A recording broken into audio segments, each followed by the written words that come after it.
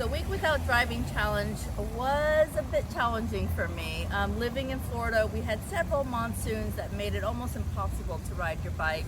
And fortunately I did have a trade show event that I had to be at where carrying a booth and chairs and tables and all that was not feasible on a bike. So those were the few times that I did not use my bike during the week. All the other times I absolutely enjoyed riding my bike to and work, to pick up some groceries, to visit friends here in our community.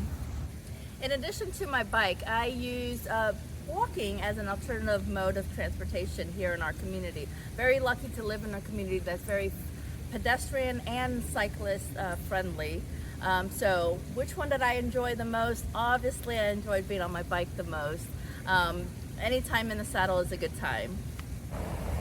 Here in historic downtown Sanford in our community, we are very pedestrian and cyclist friendly, so my experience riding my bike here and walking around the community was very nice. It's enjoyable, you get to meet neighbors, it's very friendly, like I said, to pedestrians and cyclists, so it's very enjoyable. You get to really experience your community a lot more when you do so. This week has absolutely influenced my thoughts on driving going forward. I realize there's so many more opportunities I can be in the saddle riding throughout my community versus riding my car or driving my car. So I'm going to make more attempts to ride my bike in the community, not just back and forth to work, but also commuting, picking up groceries, visiting friends. I'm going to make a much better effort to do so in the future. The Week Without Driving Challenge was definitely an eye-opener for us.